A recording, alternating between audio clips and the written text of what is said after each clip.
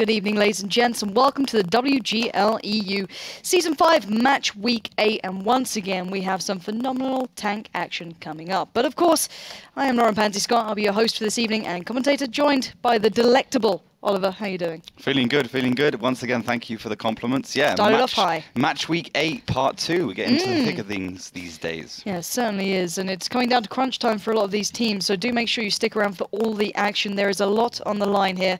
Teams may qualify, may just slip out of that top 6. We're going to find out today. However, it's not just me and Ollie on the desk. Of course, we have the beautiful Melly. How are you feeling today? I'm feeling amazing. I can't wait for today because I missed the last play day. I'm really sad about that, so I have to keep up on my tank watching time this week, actually. So, yes, and that's what I'm thinking. But people at home, you know, we want you guys to get involved. Head over to twitter.com/WGLEU and follow us there. Of course, you can follow us on Facebook and YouTube as well. It's pretty much always the same username. We try to keep it as simple as possible.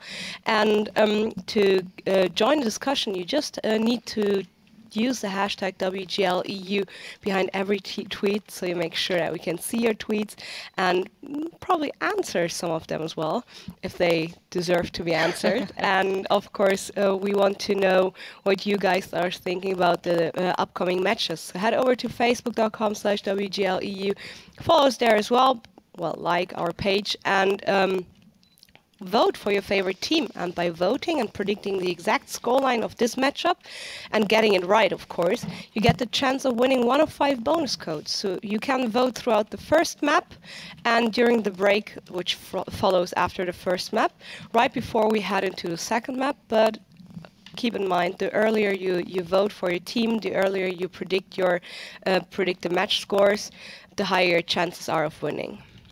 Sounds pretty darn good. So there may be a time limit on you getting involved, but make sure you get there early, as Melly said. Increase those chances to win those bonus codes. However, as we said, it is coming to that crunch time, but today isn't really the first day we've really seen it come into effect. It started to begin in that previous play day as well. So a lot of teams having to make some big decisions and some big plays. And to watch those back, why not have a little clip?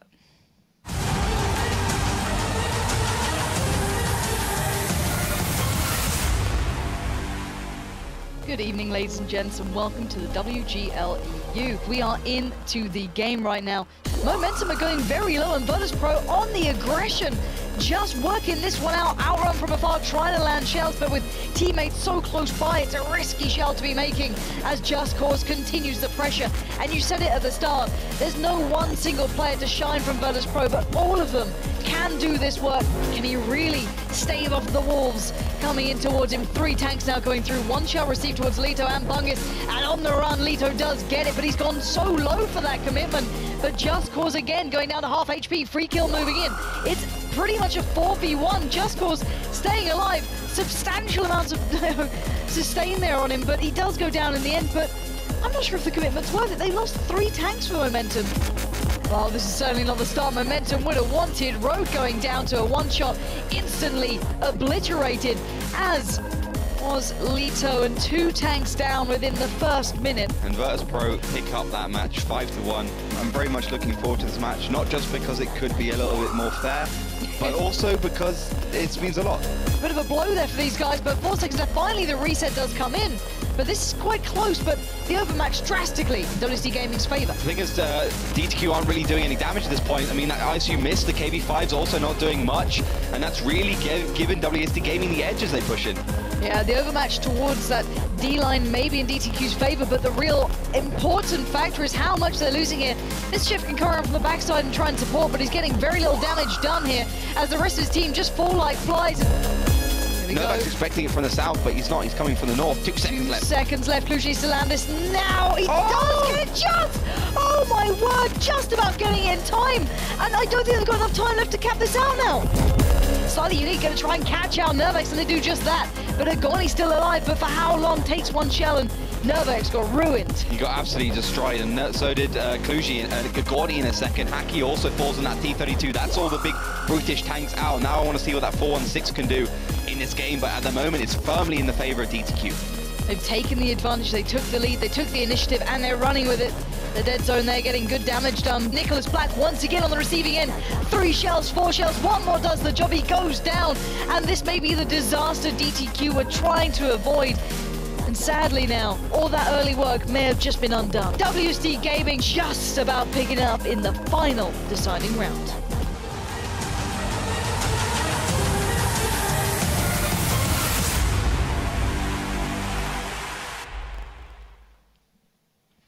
And I think we can all recognize that game was tougher for WSD Gaming than they expected. DTQ taking them all the way there to that final deciding map. But with that win in the bag, it did take them up into 2nd place. Yeah, they've pretty much solidified their top 6 spot, and they can be pretty comfortable that they'll be able to go to the offline finals. But they did say afterwards, I mean, I was speaking to some of the players, that a lot of individual mistakes definitely didn't aid them in that game and probably lost them a point there. But you can see the rankings. Virtus Pro, of course, well ahead at the top. I mean, they haven't had the cleanest of seasons, but they've had a good enough of a season to be a total of 6 points in the lead. WSD Gaming, as you mentioned, behind. GGL played, been very proficient, and I think they're going to be a serious contender for a top 3 spot at the finals. Yeah, and I want to keep your eyes around 9th to 6th there, because that is the close markers. They're the ones that can go to the offline finals and can miss out. That's where the action's going to be coming down to. That's one of the questions we'll be kind of finding the answer out to today as well. Looking at the games we have coming up, there's a lot on the line for at least 2 of these teams, if not 4. So, first game to kick us off with may not have the biggest impact on who goes to the offline finals. However, it's a lot for DRL. They need to get away from that last 2 position. They need a win here. Yeah, I mean, they don't want to get disqualified at the end of the day. They don't have that automatic disqualification. They want to start to look at the relegation matches. They just have trailed a lot, and I don't think at this point that they can actually make a top 6 spot. They might prove me wrong by winning all their matches and having some other matches go their way as well, but it's going to be hard for them. Utopia, on the other hand, have a really good chance of getting themselves into a top position, and winning against Dream Leprechauns will be a massive boost for that. It'd be huge. They're in 4th currently, so they are in position to go forward. However, to get yourself secured, you may want another win under your belt, maybe even a 5-4 result, whatever it is, anything to boost you up just a touch to become unreachable. And as we said, following that game, it will be TCM up against Wusa, another very close one that could define which one of these teams do join us in those offline finals. And then last but certainly not least, Kazna up against EPS. A bit of a showdown, a bit of a grudge match, I can imagine. EPS slipping a little, down in 9th, but they still have a lot of potential there. Yeah, they kind of did well at the beginning of the season. Yes. They trailed off towards the middle of the season. I think they've been slipping a lot lately.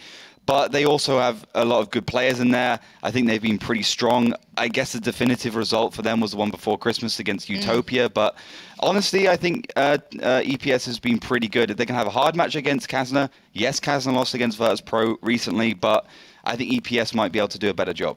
Well, let's hope so for their sake. Otherwise, they're going to start struggling, kind of just falling back from that, leading pack of teams, let's say. So there's a lot on the line, and I can't reiterate that enough. And you guys at home, I want you to get involved. Let us know your thoughts on this one using that hashtag WGLEU on Twitter. And tell me your top 6. Who do you think is going to make it? Who do you think might just slip below that cutoff point? It's all down to you to decide. And maybe the teams, obviously, they may have a smaller say into it. But however, I want your thoughts on it. So do get involved. Twitter's the best way for us to read it. And of course, Facebook for your more accurate votes. And speaking of votes, look at the first game coming up now. Where would you put your money towards? Because these 2 teams, you may argue one does stand out from the other. However, there's a lot of fight in this team. Adrenaline Leprechauns are clearly a passionate team. And I'm kind of disappointed that they haven't been doing better, because for me, it was like a combination of Spala. You had Drooling Leprechauns, known as Drunken Leprechauns back then.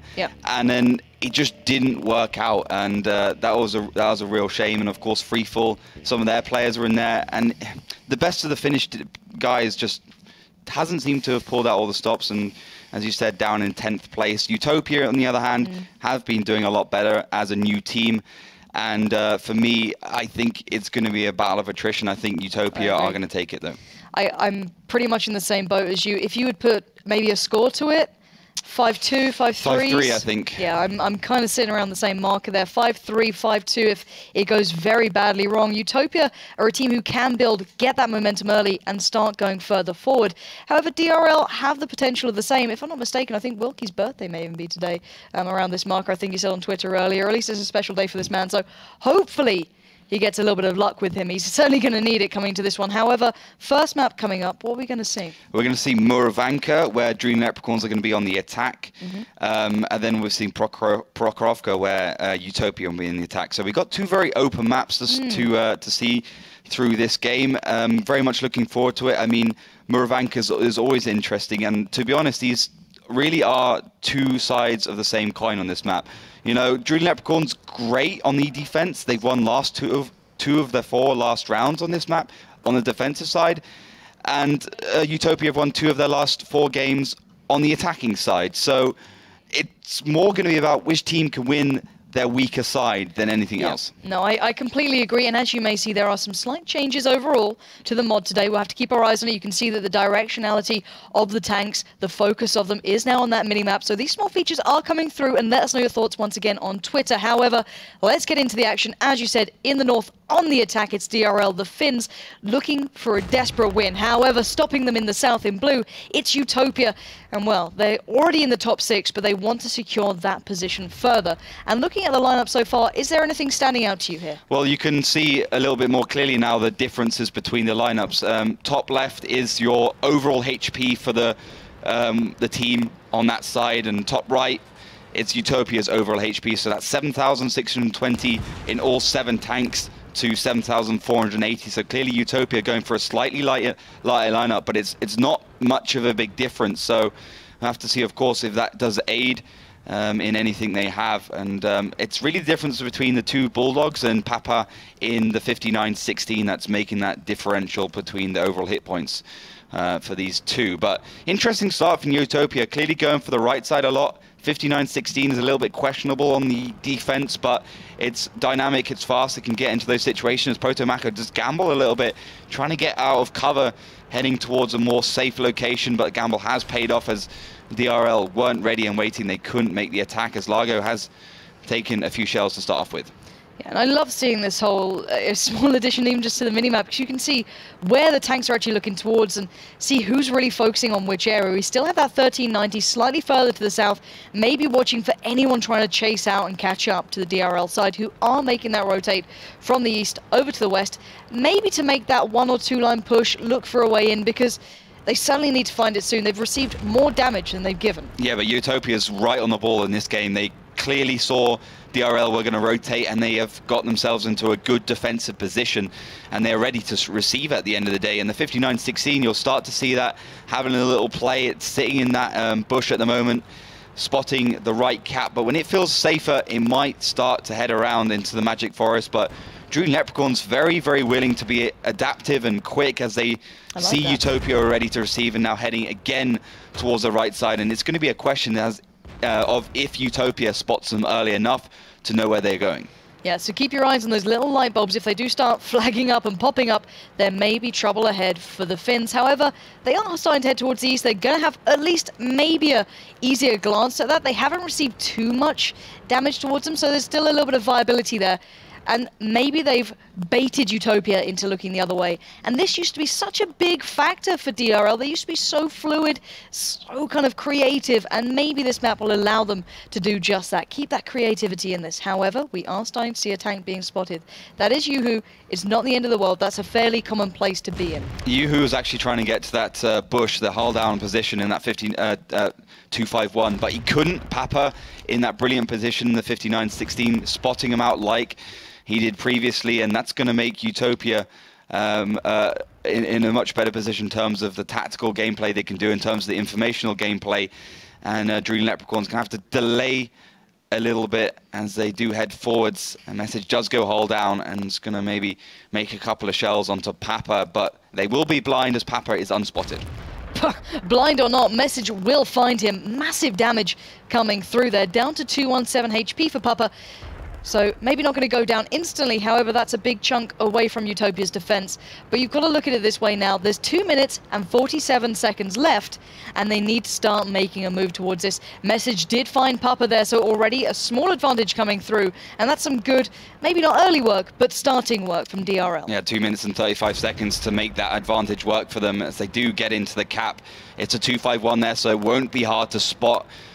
Probably, I reckon about 300 meters, and they'll be able to find that one. So let's see what Dream Leprechauns can do to kind of have that second play, because clearly the cap isn't their main objective right now. It's just to put the pressure onto Utopia to make them come forwards.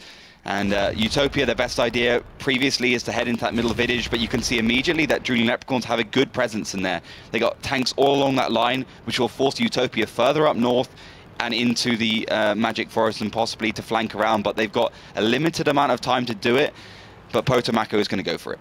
I like this as well, even though, as you said, the cap wasn't their main focus. They're doing quite well at making it a real point to stick on. 12 seconds left. Potomaco getting a lot of damage towards him, down to a one-shot now.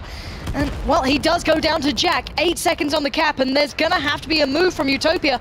Otherwise, DRL will have this. Finally, those stopping shells come into play. But look at the damage received. DRL, they may be going low, but Utopia slightly below. So this is still on the cards here. 1 minute and 26 overall left. This could be anyone's game. 1-for-1 exchange, but I'd say Utopia severely down at this point. 1 minute and 20 seconds.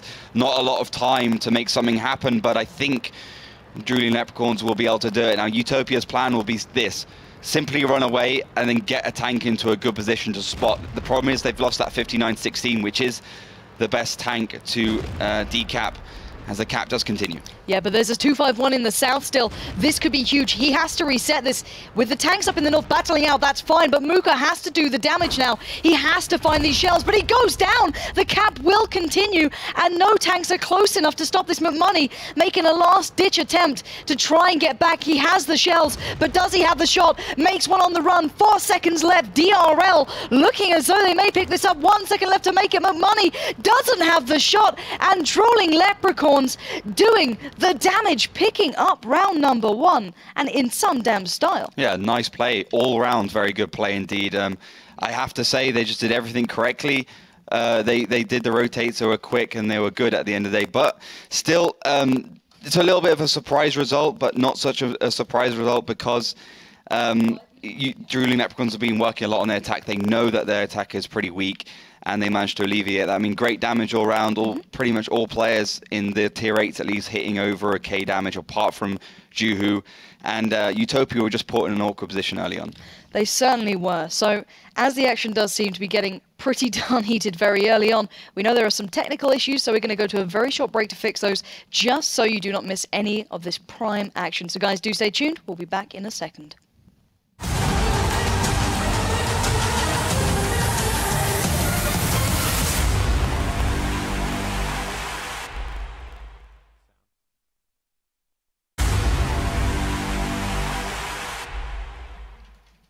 Welcome back to the WGL EU. Thank you for your patience. Hopefully the technical issues have been resolved and we can get back to looking at those tanks. So already, if you just missed it, DRL started off fantastically, picking up round number 1 over the opponents. Utopia, who just didn't seem to have that synergy at the start, got taken left, right and center in that map, dragged everywhere, and in the end DRL just pipped them to the post. Do you think we might see the same thing in round numur 2? It's quite surprising, DRL actually winning the first time on attack. They haven't been typically that good on attack on Muravanka, and also it's surprising because teams attacking first usually lose the first round because they want to warm up, because they have to warm up, I have to say, and they need to kind of get into the whole flow of the game. So great start from Drooling Leprechauns. I mean, you can't really have a better tactic than that in many respects. They knew what Utopia does normally and they countered it perfectly.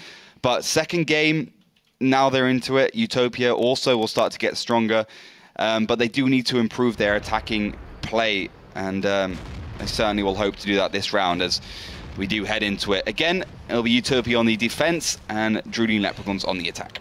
Yeah, so as we said, in the north in red, who already picked up that first starting round DRL, the Finns.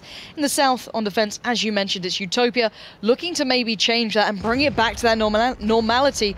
And I like seeing that T32 in play. I'm hoping that kind of pulls through in this one. Didn't see it really in effect. And did they actually pick it up in the first round? I'm not sure. No, I don't think so. I think it was pretty much just AMX 3090s and 251s. You could see at the beginning that the HP was very similar, so clearly only light tanks for both teams. Now that T32 from Drooling Leprechauns plus the Pershing does bring their HP total up to pretty much 1,000 more. So let's say a tier 8 tank or a heavily HP'd light tier 7 tank like a Bulldog.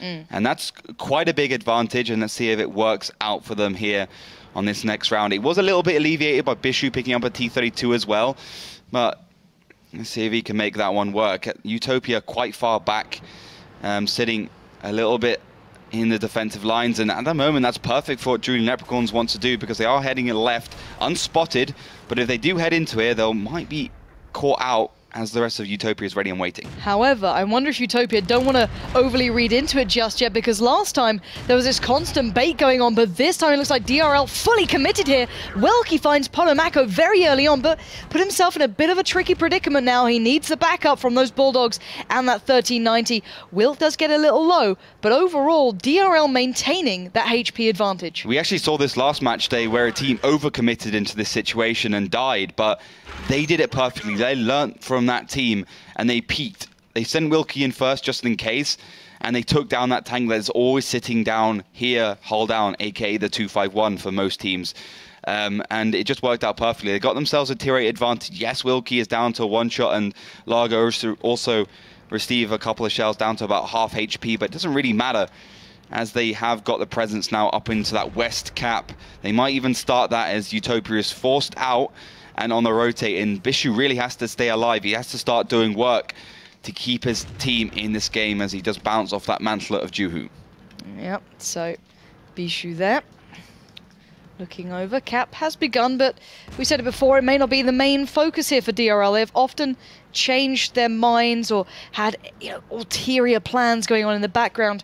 However, 80 seconds, it's a long time, and we're already seeing those 1390s mobilizing towards the northeast. So that could be a more definitive way of ending this one out if they get there at the right moment. However, looking at the HP, DRL are down a touch, and on the attack, you want to maintain as much as possible. Yeah, for sure. If you get an initial bit of damage, then you're going to be in a disadvantaged situation when you push in, because you do have to make that first move, especially if your counterpart is actually going to start capping, which Julian Leprechauns has done. As I said before, it's not necessarily their main plan, but they're trying to force Utopia to come through. And Bishu down to a slither of HP in that T-32 doesn't make it easy, but Utopia are doing a much better job of surrounding and taking the tanks down. Yeah, this time the west cap looking easier to maintain and control for Utopia, so they're constantly diving in and out when necessary and just playing it to the time, keeping DRL slightly on the back foot now, down to 3.5k HP overall, and Juhu now being picked at from afar. That's going to start hurting soon. And 41 of Largo heading forwards. He's going to try and slow down Mucker, who's also playing, well, he's playing an AMX 3090, but I think Julian Leprechauns knows that left side is the weaker side, the northern side on their mini-map, and they're going to try and do something about it. Wicked finds Juhu, but Largo also killed by Bishu there.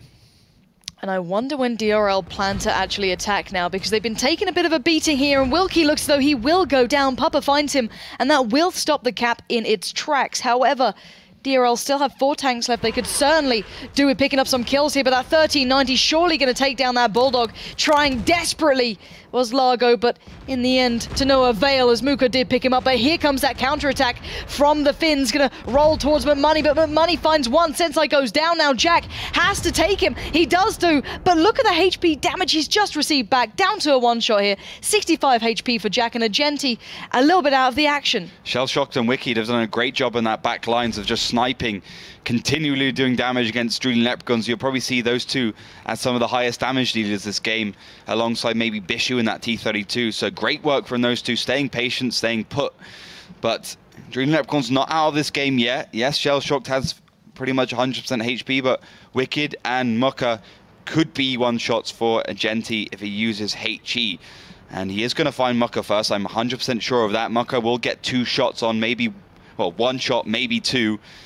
If Agenti gets unlucky, but Agenti doesn't find him, but he will probably spot him now as both of them do peak. There we go, finally. Turret turns, he needs to get this one. Oh, that's disastrous. Only 107 HP done. That will be 2 shells coming in. Oh my god, Agenti is just not getting the damage done, and he might go down here. Muka has the shell, doesn't have time to make it. Agenti will find him, but at what cost? Huge cost. Agenti had 75% HP then, and you got to ask the question, why would you use HE ammo in that situation? Yes, you could have one-shot Mucker, but it's not a guarantee as it's 320 average. So you should probably just use heat and make it count for you. And you can see when HE doesn't penetrate, you get 100 odd damage, 100 average damage, and it's pretty bad. And It really has put Drooling Leprechauns from a bad position to a worse position, and that time is still ticking down. Certainly is. 45 seconds to find here, both in the same area. However, DRL are so low. Wilk easily picks up Jack, and now just a Genty alive. And I just think this is far beyond what he can achieve. Down to 22 HP. The opposition has over 1,000. And there we have it. The defining shell will come out of Wilk, and it's going to be a 1-1 scoreline on the first half here. And Utopia finally bringing it back into control, but it got close at times. Yeah, it was actually a little bit of a sketchy game for both teams. I thought a little bit odd because Drooling Leprechauns were in that cap and they started so well by taking down Poto Mako, but Bishu's presence on that hill was pretty good in that T32 to buy his team some time. Also, the AMX3090s going up north were good, and kind of a last-ditch attempt in classic Drooling Leprechaun style with the Bulldog and the AMX3090 just going for that one target, the AMX3090, behind the hill of Utopia, and then getting a lot of damage from the side from Shellshocked and Wicked. Unnecessary for them, and I think they could have won it if they didn't do that. But a good round altogether from the Utopian boys. But it could have been better from them. A little bit surprised that they won it, but still they did a good job, and they seem to be warmed up in this game. Yeah, and now it's their turn on attack. I think that I've always slightly preferred Utopia on attack. They seem a little bit more fluid, a little bit more in control, and I think they flourish when they're in those situations when they can start leading the pace, when they start defining all the parameters to where it gets played. But as we saw when DRL was controlling it, where they went, where the engagements took place, it kind of threw Utopia off a little. So I want to see how they do this, see if they do something similar with those rotates coming in from east to west and west to east again.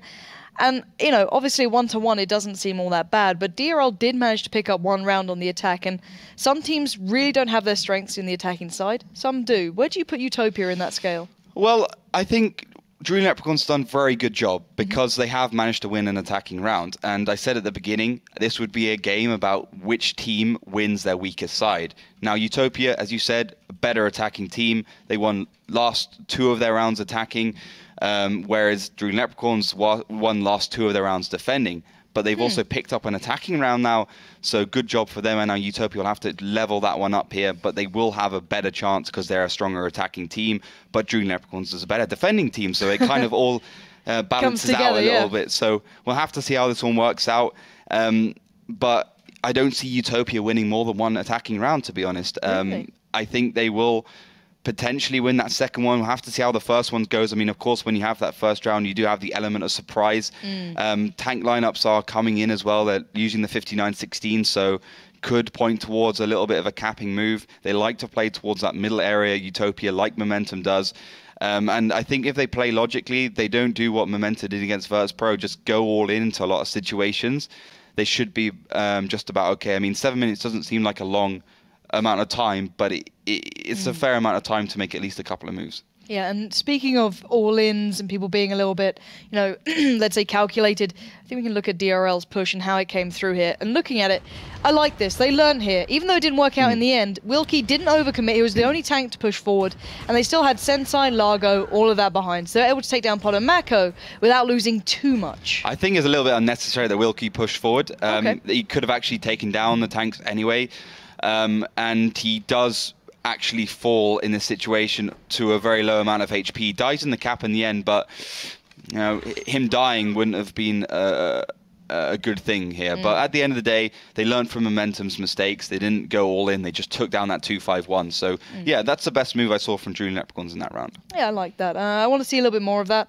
Maybe not the aggressive Wilkie that can arrive sometimes. We know that he can be that player that either wins you a game sometimes or loses you a game, or you at least can chalk it up to him doing something like that. I think it's a little harsh sometimes when I say he can win or lose games, but he is such a linchpin in that team. He's probably one of the, let's say, Hall of Fame rated players for that side as well. He'll be probably one of the players to be certainly up there towards the higher echelons in comparison to some of the other players who take a slight backseat, nothing too major.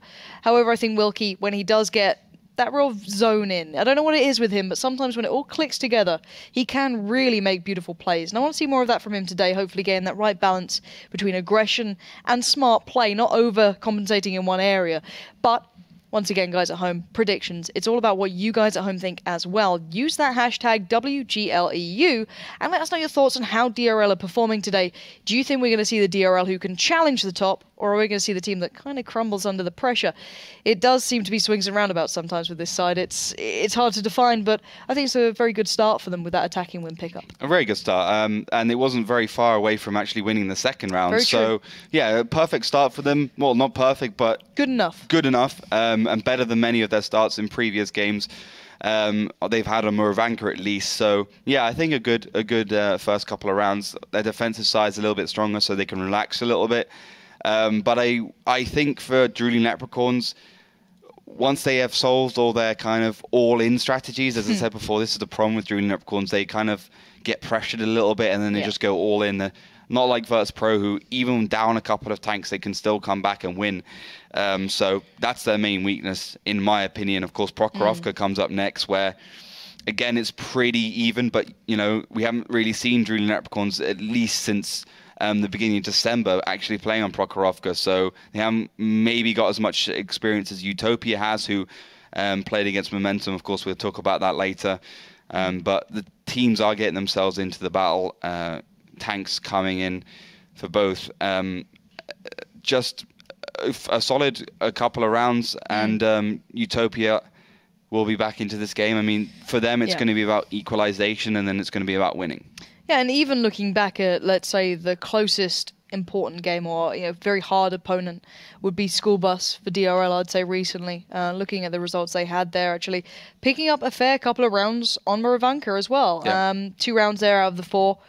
Yeah, that's nothing to be sneered at. That's the defensive side. Exactly. So that's what we need to be looking at now, is how will they do it. If they can do it against someone of School Bus's caliber, maybe who've slightly slumped, let's say, after Christmas, but they are still very talented, that's a very good result. So that's what I want to be looking at that time around. And, looking at the overall damage even into that game, Wilkie, outstanding in that top 5. All the others were basically School Bus players, so he did a bang-up job there, and that's kind of what you can expect from this player. He's so good at that. Message as well, doing wonderfully a couple of times through these games. So you need to be looking at the individuals as well through the DRL lineup. How are they playing in the day? I feel that sometimes they can be, extraordinarily on point. Sometimes they do slump a little there, but it's, that's the difference between the Virtus Pros. That, as you say, Virtus Pro will never have a completely awful day because all of those players maintain that high skill level across all boards, whether it be, if you underestimate Just Cause, for example, on Ruinberg, you may lose a 3v1, and it has happened, certainly. And it's things like that these guys may not have that consistency yet with DRL, even though they're experienced players, to put them, against people like School Buses or Virtus Pros. When they do start coming out on top, it's a damn good sign. So hopefully they can find that little bit of form today, because certainly after a very good start, your predictions may be changing a little, but as Melly said, the earlier you get involved, the higher chance you have. However, maybe you wanted to wait till this point to get your votes in. I don't know. It's 1-1 so far, and I think the teams are ready. So do make sure you get those votes and predictions and thoughts through to us on all those social media avenues, whether it be Facebook or Twitter, hashtag, or, put it in the comments. Whatever you fancy, whatever works for you, we love hearing from you. That aside, I think it's time to turn our attention towards the tanks and look at the second half of the first map here. So round number 3 will be coming up. They will have switched sides. So this time around, DRL get to defend. So that's what they like to do. That's where their strengths lie. And let's see what they can bring from here. They will be in the south in red on defense. And no surprise against them. Utopia in the north in blue on attack. And what sort of lineups, compositions are we seeing? We're seeing T32, which is the most interesting pick from the side of Drooling Leprechauns, but it is the defensive side on Moravanka, so it's not uncommon. And for the side of Utopia, they got a T69. We've seen it before on the attacking side, but again, it's more about that damage, more about that burst from that tank, and clearly Utopia want to be going hull down. They want to be playing to that area, and that's exactly what they're doing. Getting that T69 hull down could be the difference between winning and losing. They got the T37 as well. Does indicate they're going for the damage fight and not for the capping. Otherwise, would have picked up a 59-16, and they are playing up that one line. So expect some sort of push in. They're going to put Muka and Wicked in a hull down position, try and alleviate the HP of that T32 a little bit, and then they might be able to get into this fight. But you can look at the top, the damage and the HP total for both these teams is very similar, only 10 separating. Yep. So far, Wilkie getting spotted out, but nothing too crazy yet. And once again, a team who does favour that T32 in play, DRL there. To see where they really take it. I do like seeing those T69s coming back into effect as well. Something I was waiting to see on this map. It does allow for it. It does complement it to a degree. And at the moment, quite a cautious start from Utopia. Good shots there by Wicked. You can see the rate of fire, about 2.5 seconds between shots from the T69, just hitting into the side of that M41 Bulldog, and that does put the HP firmly in the favor of Utopia. But Drooling Leprechauns do respond with some of their own onto Shell Shock. Now, Utopia has a few options. They can push up that one line, but they have already discovered that Jack, Largo, not Sensei, but those two at least are spotting them, and they are in a defensive position. Now, the second real option is to go for the cap with a T37, but Message is in a good position to hold down with that T54 lightweight, so that's kind of hard. So I think they should just use that T49, use the damage they've got to push forwards over this hill, and to basically just go for a brawl, and at the same time send their fast tanks, so the AMX1390s, over the one line and engage from multiple angles. Trying to ignore Juhu as much as possible, but if they have to engage him first, then they can, and looks like Utopia are doing their favorite little trick, and that's heading down the left. Now, Message will probably spot them, or Juhu and Wilkie will proxy spot them, and Message has two options. He can either shoot them from the side and risk getting spotted, or he can just stay patient and wait for the inevitable Papa to get spotted up there, as he has been. And, well, Message again has that option this time with Papa. Options available still. 3 minutes and 48 seconds, however. The clock is starting to run down on Utopia. They're going to have to find maybe that comfort zone quicker, but they are making that east play. So, as you said, looking at their options, their viability to this, would you recommend that east cap over the western, considering how much pressure DRL still has there? I would go for the east cap, definitely. They're starting to put, Utopia that is, starting to put tanks around that cap, and they've kind of got it locked down. They still will have to deal with Message, but they can, as long as they engage from the right angles at the right time. So push onto Message, and then push onto Juhu, Agenti, and Wilkie, and then you kind of alleviate those crossfires. But the T37 does go down, the cap is underway. Message will probably find himself in some trouble and probably dead from shell shock. Yeah, this looks like it's going to be a pretty swift removal from the map. However, Papa going down first will now be evened up. But Message being slightly more worthwhile taken down, of course. Look at the HP difference now. DRL trailing by some margin. They need to work this one back in. Those T69s right amongst it. And Shell Shock does get another shell towards him, but that cap is going to be hard to retake here. DRL are not actually going for the flank. They're just going straight over. Yeah, pushing straight in. Mooka taking a lot there, down to maybe a one-shot if he does get connected on well. Oh, he does. He just about stays alive. Wilkie continues going forward. Finally falls the T69s. Buying time, however. Wilkie making a break for it. Going to try and head on forward. He had to depend on his teammates. The reset needs to come in. Otherwise, these three are going to stay here, chill out, get that cap. And it looks like maybe Utopia have found the secret to success here. A lot of tanks still alive for DRL. Still, the shells are not connecting. And I think Utopia, oh, in the last second, DRL keep hopes alive. Finally, the shots come in. Finally, they start landing. And the 3 minute remaining tanks for Utopia have to start doing damage. But Wilkie actually just sacrificed himself to get that cap and made a little bit of a mistake there by not getting the first shots off, or not moving and getting the first shots off. But still, I think Drooling Leprechauns can do this, as Jack comes off reload and that AMX1390 will allow him to take down Bishu. And then Largo McMoney will be next. Oh, McMoney even, and Tomako will be next. Yeah, McMoney did have a lot of HP, I was about to say, but he's down to 630. Half HP chipped away. The cap has fully stopped. But the HP, funny enough, is still in favor to Utopia. But shell by shell is being drawn back. But Polo Mako, a superstar on that Utopia side, keeping the game in control. McMoney looking for a way through. It's going to be down to that timer now, surely. DRL going to play to it. Agenti quite far up to the north, just buying time. Sensei fairly low, however.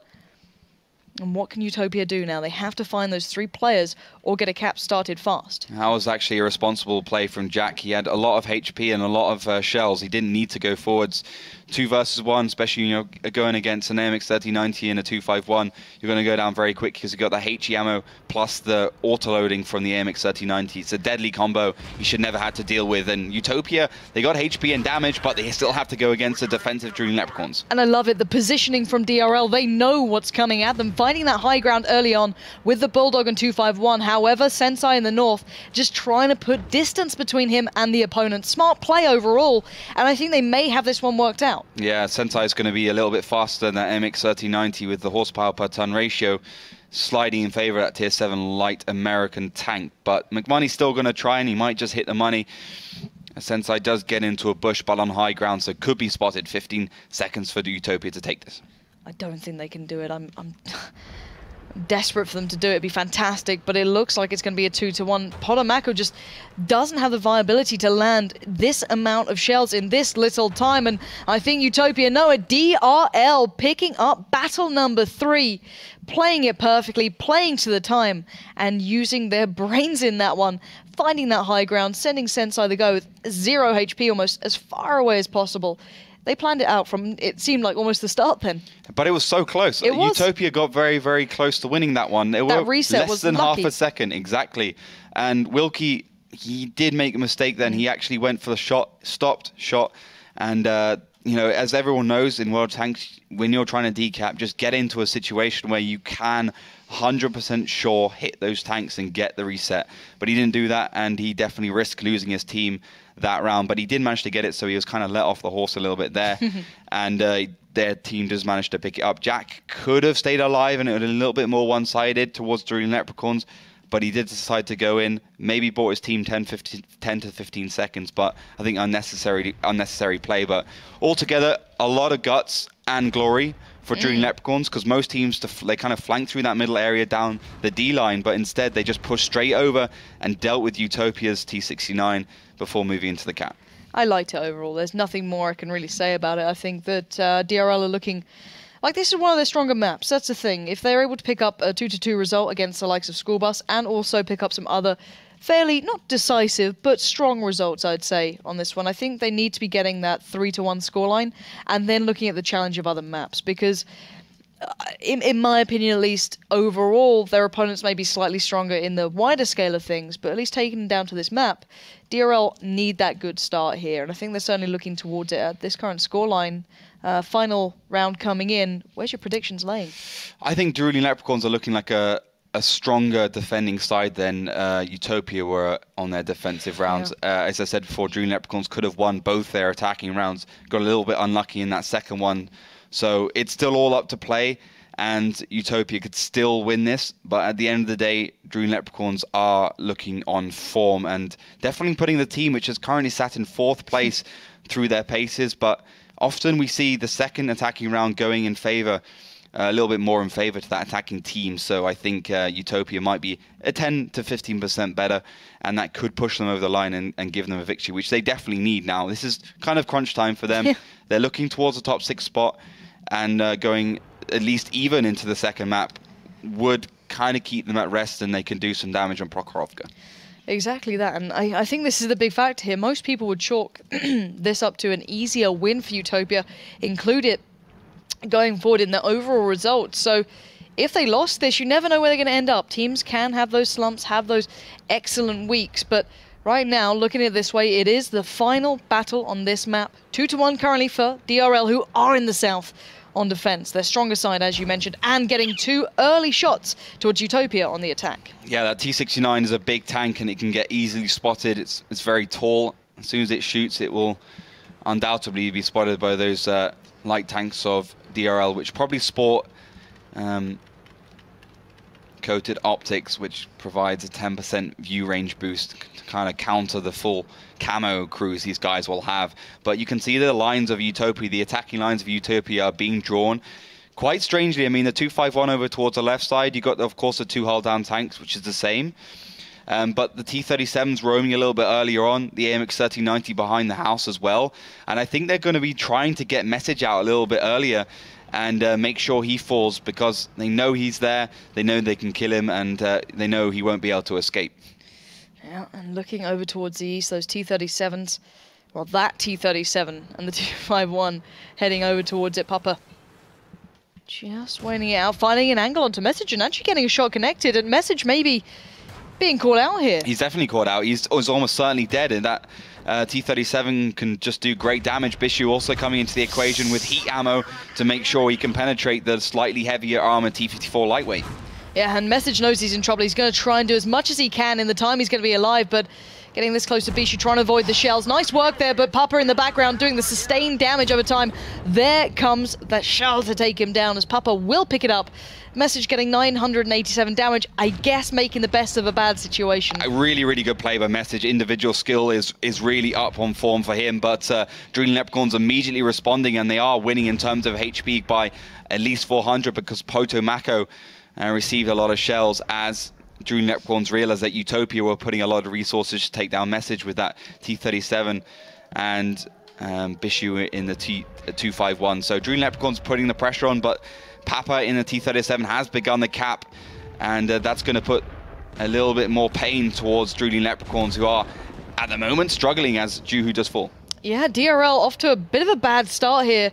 Even with Message doing what he could, he still did go down. He still did get caught out. And right now, they are struggling to find connections, and they are getting beaten. And Broken McMoney just about out of shells by the time Sensei was down to a one-shot.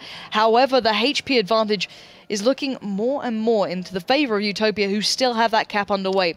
The Bulldog in the south will be meeting up with that 1390 of Shellshocked any second now.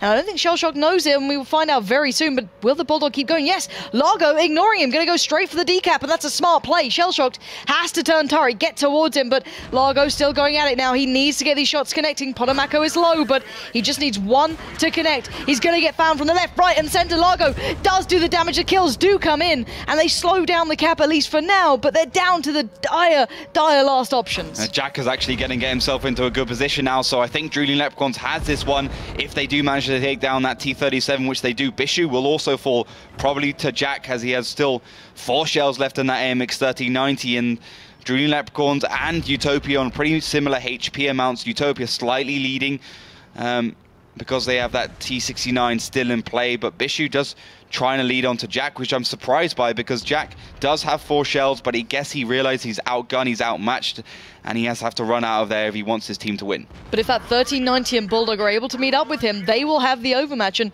I don't think the Utopia want to leave that forest. If they keep chasing, they'll meet the full force of DRL, and you said there is that HP advantage, but it feels as though it's shell for shell. Whoever finds that connection gets 2 back. It would change hands instantly. However, the cap in the west this time will start up. That's by the 1390, T69 guarding it off, now complemented with another 1390, and the 251 off towards the east. So it looks like Utopia are going to make that final play here, but it's going to be down to the wire. It's actually easier to decap that left side because you can get the whole ground, which higher ground, which Agenti is. Mucker is in charge of trying to stop him, but he is playing the T69, not the most accurate and high aiming down tanks in the whole world, and Agenti will probably have an easier chance of getting through, but now down to a one-shot. Mucker has to hit the shell if he wants to give his team a chance. There's 16 seconds left on the clock. Agenti is buying a little bit of time as Wilkie and Jack get themselves into prime positions to decap. Oh, Wilkie, you've got to make this work, buddy. Shellshock's watching. Wilkie comes in, gets the reset, but sacrifices a lot. Takes one down on the run. Shellshock gets picked up. Muka down to a one-shot. Wilkie on the run, doing the damage. Bishu comes in, finally takes him down. Agenti from afar picked up the kill, and Utopia out of options. 3v1. Bishu knows he probably can't do this. 1 minute and 22 left. This is DRL once again turning it on a dime and keeping numbers alive. Bishu can deal with Sensei, he can deal with Agenti, but he will struggle to deal with Jack. He does find one. That's Agenti falling down to the star player from Utopia. Can he find a second? Can he find a third? As Jack has about 10 to 15 seconds left on that reload on the AMX 1390. Sensei also playing pretty aggressively as Bishu gets spot. Does he realize Sensei is on the left? Does he realize that he can actually be potentially 2-shot by a Bulldog? As he does head over, he's got his turret turns towards him, so he must have a good idea of where he is. So, Bishu looking for it, the Bulldog round the back. Does Bishu know? No, he gets spotted out here. And they're just going to split themselves up. That Bulldog can just head south now, and the 1390 can head north. This does look as though, to me, DRL have done enough for this one. And it's going to be a 3-1 scoreline, unless Bishu pulls out something majestic here, but I think he's a little bit out of options, heading the wrong way. DRL perfectly played at the end then. Positioning was perfect, and Bishu, sadly, there's not much to find here. I'm surprised Bishu didn't just kill Sensei. I mean, he could have never taken down Jack, but he could have at least got himself a little bit higher up that Hall of Fame by taking down the final Bulldog, as the clock does hit 0 and Drooling Leprechauns pick up another round. Their second defensive round. 3-1, yeah, impressive Not what stop. I expected. I think Drooling Leprechauns realizes that they have to win all their matches. They want to have a chance to be in that top 6, and they have to start with somewhere. And avoid relegation as well. Exactly. That's the big factor here, because I believe, if I'm not mistaken, they are currently second to last in the overall ranking. So, you know, it's something they really need to get in the bag now. Those wins are so vital, and getting clean wins, not picking up, you know, the couple of points. You want the full win amount. However, looking back at that game, DRL made some brilliant choices, and it just seemed like their opponents didn't have all the kind of pieces in the right place. Yeah, Wilkie actually in a great position. You can see the rest of his team up north to distract Utopia. He comes in from the left side and managed to get a kill onto McMoney. I think it's McMoney. No, he takes down Wicked and then he moves on to McMoney. So great play from Wilkie altogether, stepping up for his team, and really the one to actually decap there after making the mistake on the first offensive round when he stopped to make the shot when he should have continued. And I love that. Wilkie, as we point out, can be that defining player sometimes, and having the confidence just to go in like that. There was 3 players in the cap. He knew he had to sacrifice himself for it almost, but he did so much while he was there. He took down one, took the other, you know, another tank extraordinarily low. Agenti picked it up, and there was 1 tank left in that cap. It pretty much got them the game then. And it was, I'd say, in the opponent's hands until that point. They had led the pace. They made the smart decision not to chase through that magic forest because we saw the DRL were waiting up in the north, and it was smart, and it was back and forth the whole way, but in the end DRL looking a little better overall. 3-1 being the first max scoreline. Not what I expected, but Melly, how did the people out there, you know, guess this one? I don't think anyone would say that DRL will be winning at this point. I don't know. Well, pretty much 57% are actually voting for Drooling Leprechauns. Why are you guys always right? What's wrong with you? But you could be right. We have voices in the community on Twitter that said, I have this as my last exciting match of the day on the schedule, but hoping I'm proved wrong. So it feels like people don't know where to put this matchup actually. So head over to Twitter, tell me what you're thinking by using the hashtag WGLEU.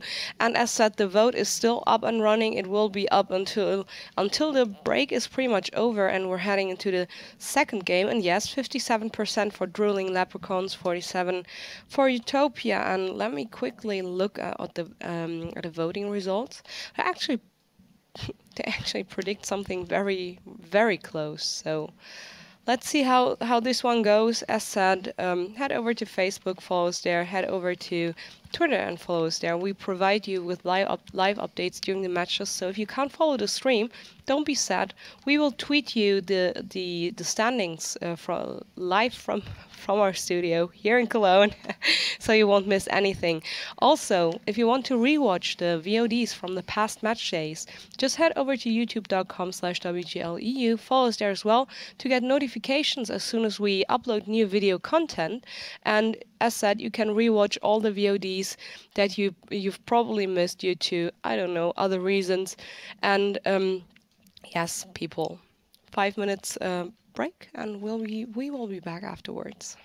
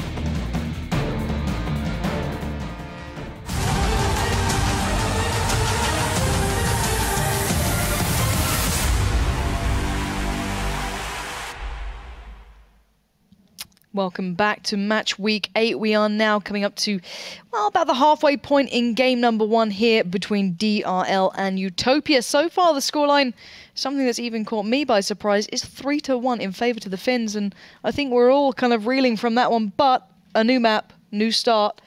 Could this be the comeback time? I think Utopia has more experience on Prokhorovka.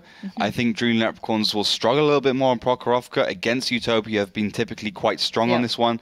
So I think for sure Utopia can pick up this first attacking round. Of course, we've seen them very good with those AMX 3090s, good with artillery as well. So they are going to struggle, but still Dream Leprechauns are in the lead and they do have that advantage, and maybe just about enough of an advantage to kind of mitigate that advantage Utopia has in terms of skill and ability on this map.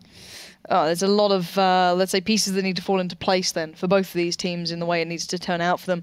However, a 3-1 scoreline is quite defining, bearing in mind it's first to 5. So if DRL pick up that first round, they're in a fantastic position to go on and possibly pick up the win.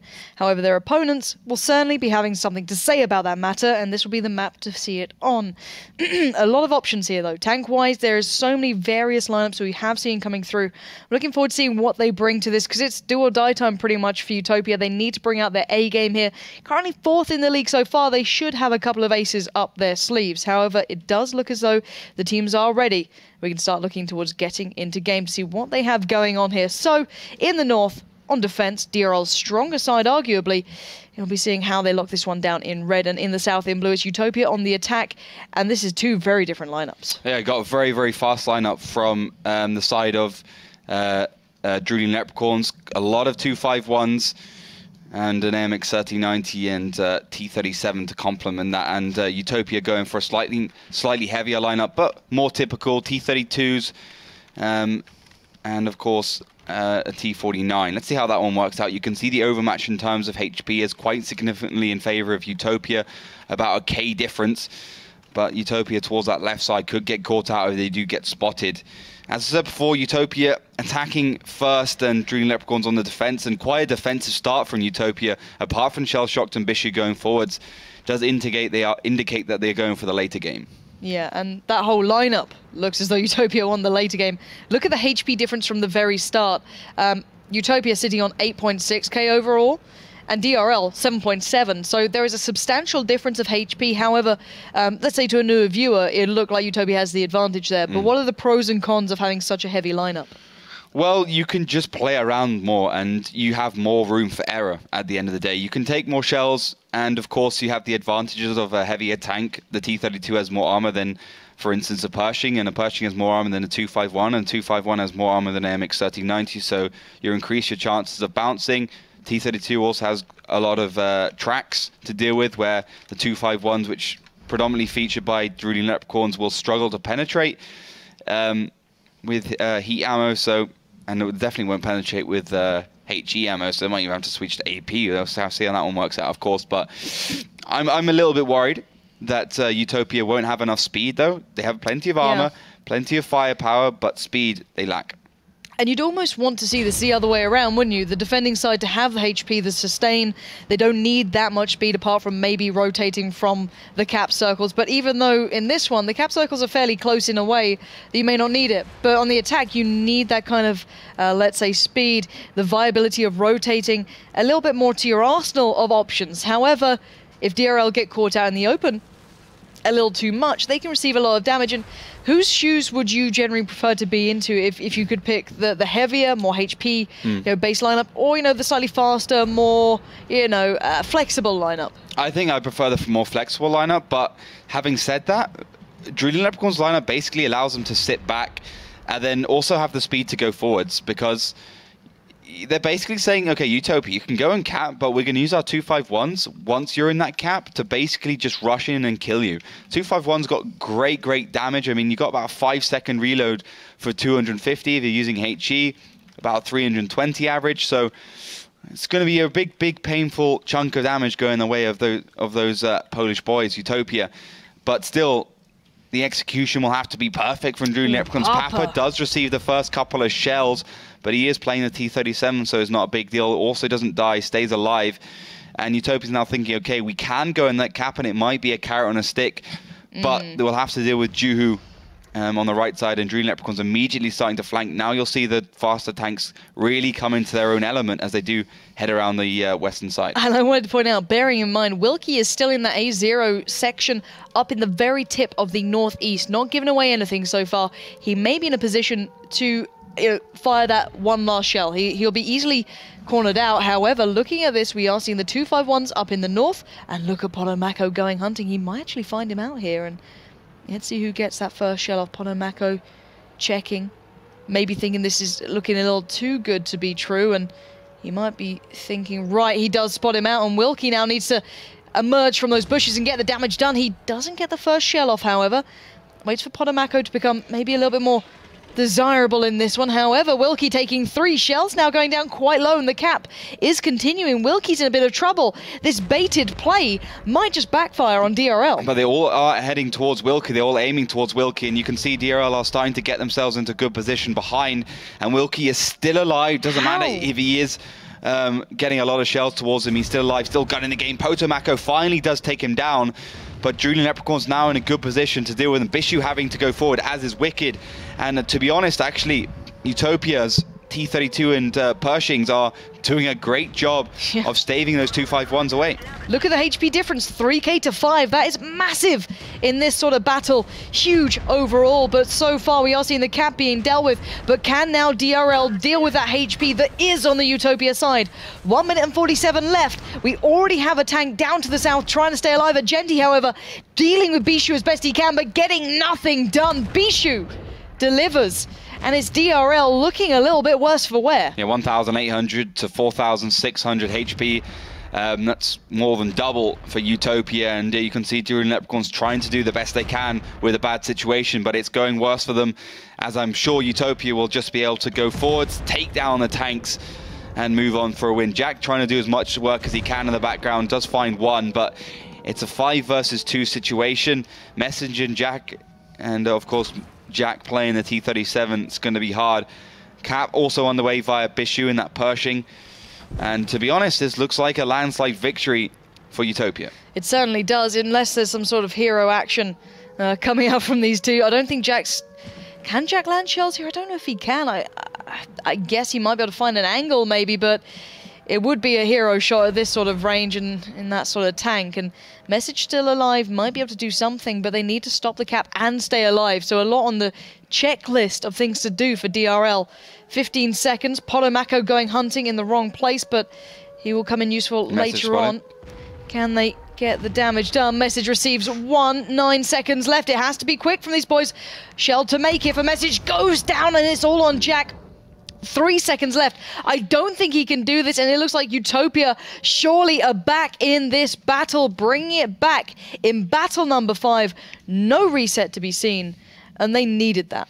Yeah, they actually counted on Message to get the reset. That's why Jack was running away, because once Message reset, Jack would have to stay alive for another 10 to 15 seconds. So they gambled. It didn't pay off, but they only had that option available to them. Yep. If Potomaco hadn't gone onto the hill, it would have been a different story, and Message would have probably been able to get the last shot off. But Utopia doing it well. Those Pershings really actually doing their job there. I mean, 3 of those, I never expected to see that.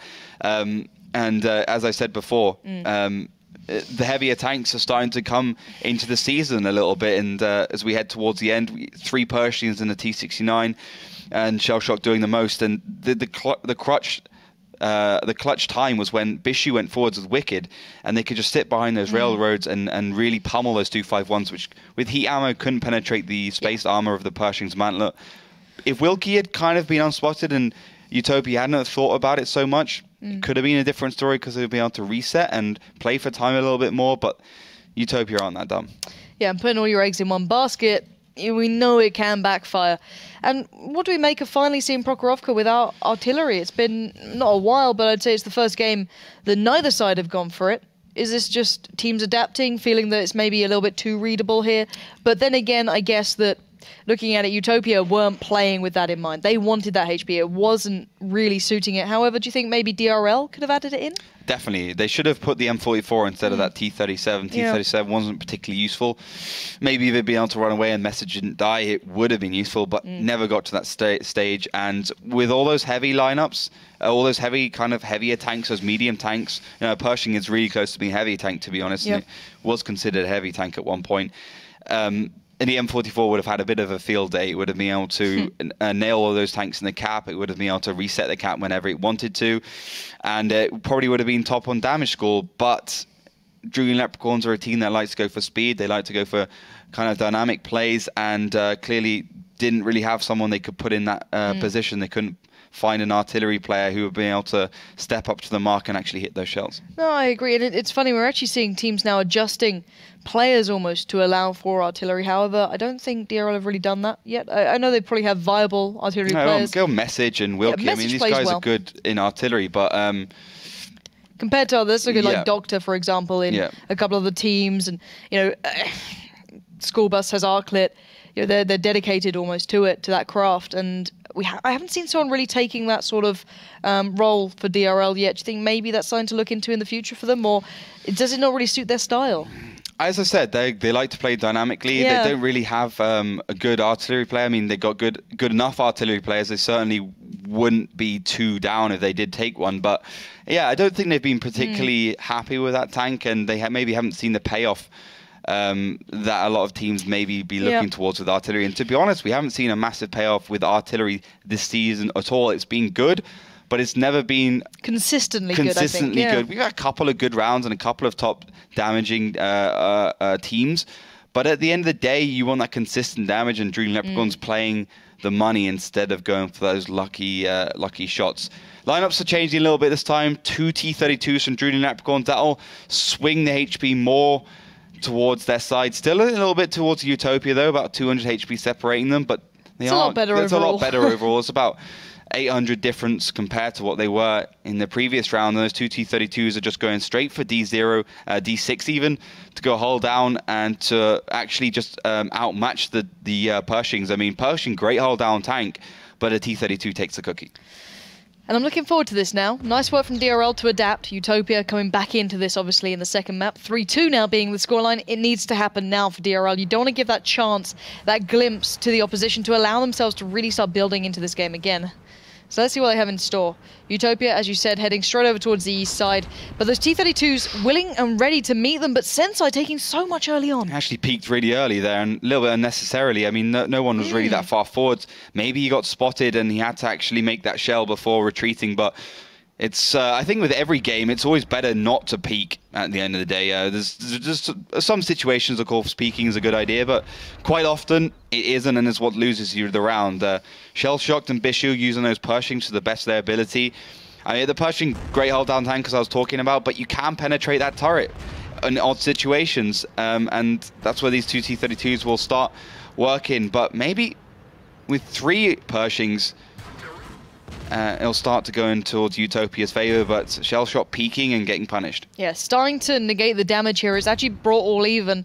So looking at where it started, it means that Utopia have actually taken a little more overall, and I think Shell Shocked is where that damage really came towards. However, it's not far from being equaled up by Message taking a couple as well. So all in all, it's starting to look like the old Prokhorovka almost, in a way. We used to see these defining and slightly different sides to it, east and west, coming to play. But we are seeing the early rotates from the 251 and T-37 heading down to the south. But I think there might be an AMX 1390 maybe waiting in the east. I'm not too sure. Yeah, it's an AMX 1390. Is it McMoney? Yeah, okay. So McMoney is waiting there. So it looks like that even Utopia have adapted a little. Yeah, that McMoney's going to be the most crucial player right now, because he's going to have to deal with Jack and Agenti. Doesn't necessarily have to kill them, but does have to slow them down.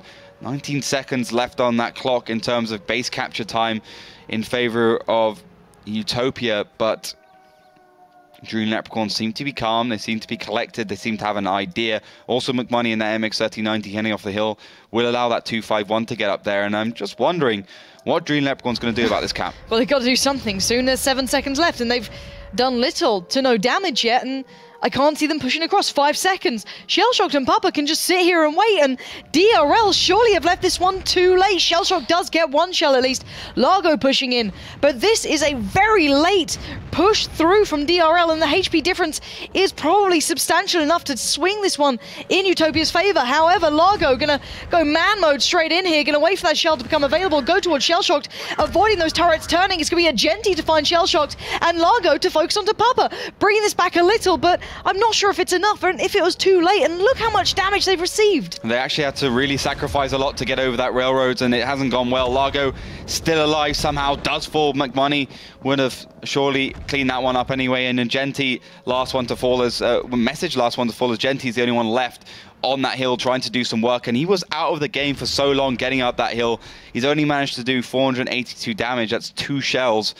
And that's really not good enough at this point. Wicked does receive 1, so he might be able to creep it back up, but still, it's useless damage at this point. He can't win this game. Doesn't matter how much he does, really, unless he goes absolutely huge.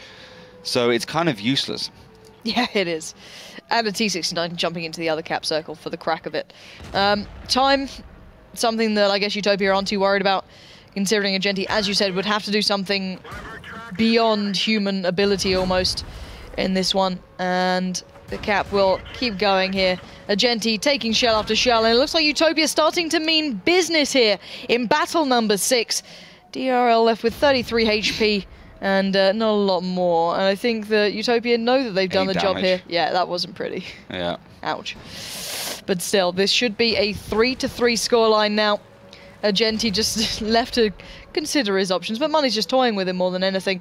And with a 10-second on that cap, Agenti knows that he can't do much, but Money actually missing it, but Will won't. And it will be 3-3 now. DRL dropping the ball into the map number 2. And gotta say, they just looked completely shell-shocked coming into that map, and especially into that cap. They left it down to, what, 5 seconds at the end? 3 seconds. It just wasn't enough time there, and by the time they committed so much, they had little left. That's the problem. They had to commit, and maybe they're thinking in the back of their minds that we can win this.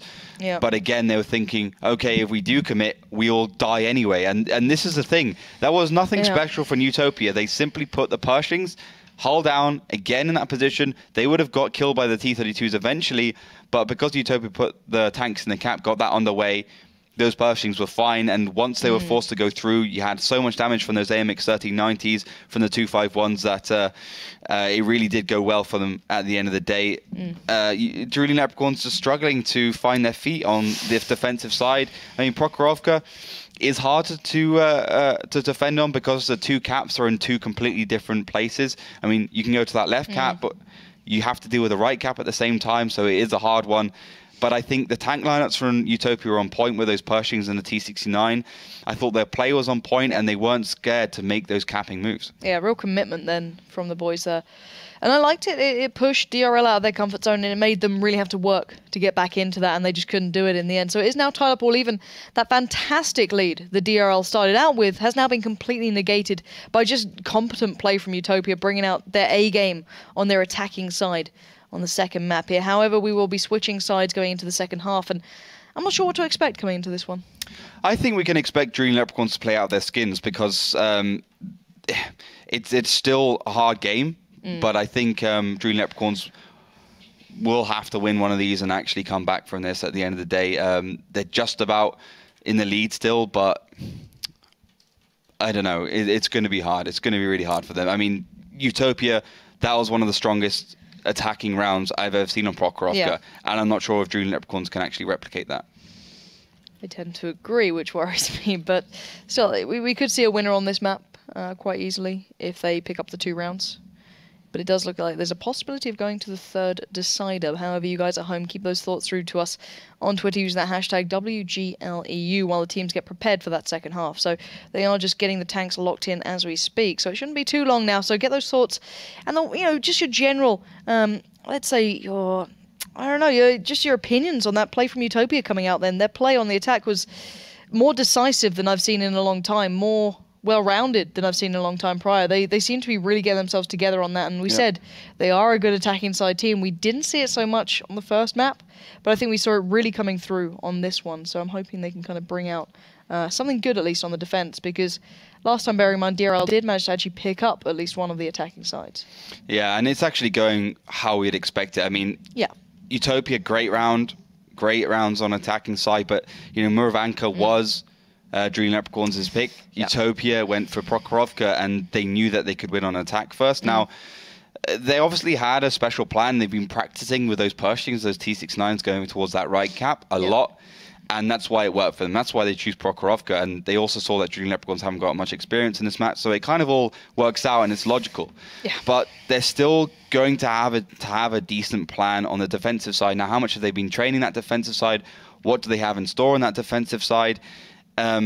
And if they have something good, they can pick up the next 2 rounds and they can take the 3 points. It's something to look towards and look forward to, as I think the teams have got those lineups now prepared. They are just waiting to get this one started. So hopefully it's going to be a good game now. We are tied up all even, so maybe your predictions have been thrown out already. Who knows?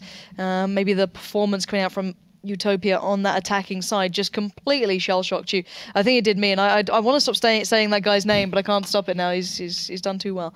But no, it was a stunning performance, something that I can imagine a lot of other teams will be looking towards. So maybe that's going to affect things, and I think the teams are just about ready to get this one started, so we might find out a winner here in the second half of the second map. So let's get this one underway and see what we have in store. So DRL will be on the attack, Utopia on the defense, and what sort of lineups are we seeing here? It looks like Utopia do have a plan because they got Mucka and Shell-Shocked in the 2 heavy tanks, the 110 played by Mucka and the IS-3 played by Shell-Shocked. So the Chinese tier 8 and the Russian tier 8 actually copies of each other, strangely enough. I think the Chinese actually got their hands on the IS-3 blueprints and made a kind of own version there. Obviously the 110 more frontal armor, less side armor. See how that one works out. They kind of have the best of both worlds by picking up both of them. But Dream Leprechauns go on the right side, kind of taking a leaf out of Utopia's book with the triple T49s. Yes, Utopia went for the 3 Pershings and the T49, but it's pretty similar in many respects in that T37 played by Largo. Cap straight away being headed towards by Message, but he doesn't go in there, so clearly not going for that one. And the real difference is that Mucka is in a good position straight away to stop this cap. And a little bit of early damage by Potomaco. Potomaco right in A0 now. Last time a tank was up in A0, that was Wilkie from Dream Leprechauns. Potomac actually dealt with him, so I'm so surprised that Dream Leprechauns are falling for their own trick. It's quite worrying, isn't it, really? And maybe a little tunnel vision from DRL. They had their mindset on something and just didn't take into account all the pieces that could kind of get in their way from Utopia, and Potomaco being there is certainly one of them. However, Largo is keeping tabs on it, and Potomaco has been spotted, so as you said, surprised that Wilkie wasn't the man to deal with it, but it does look as though he's adventuring off towards it. But 73 seconds left. That's a long time to stop this cap. And Utopia are clearly in the lead right now. I mean, Message is almost dead. Potomako, great position to actually take him down, does miss that shell. He has to really be on form now to hit the second one. Slightly harder as he has to peek a little bit further, but Papa does try to alleviate some of that pressure onto him. But Message, as I said, almost fallen, cap on the way, but plenty of time for Utopia to do something about this. They got the IS-3 and the 110 in towards the village now. The IS-3 and the 110 will be able to absorb a lot more than those T-32s, more armor all around, and they'll be able to stop the cap. And I really don't see Utopia winning this game as Message, team leader for Drooling Leprechauns, falls.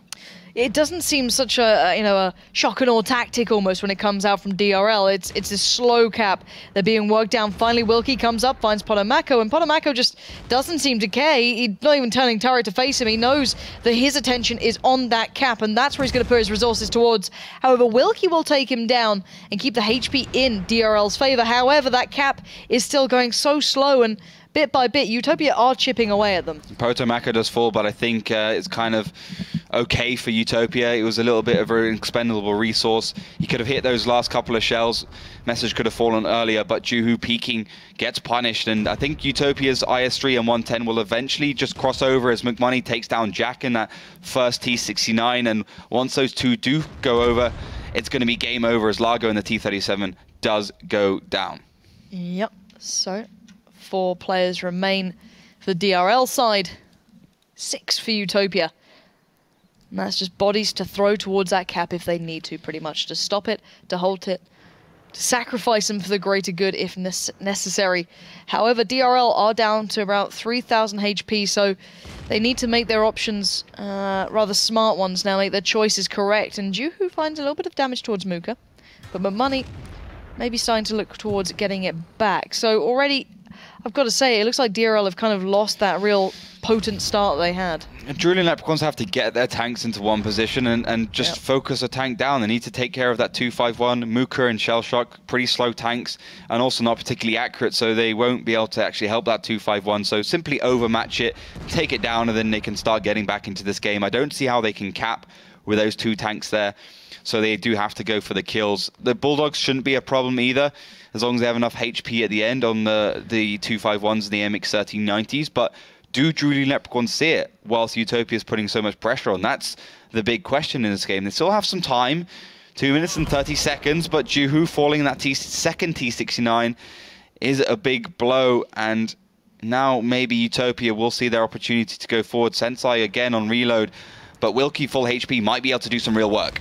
I don't know, he's going to have to pull off something damn impressive here. Bearing in mind there are a lot of tanks low for Utopia, he does have the option. He's going to find Papa.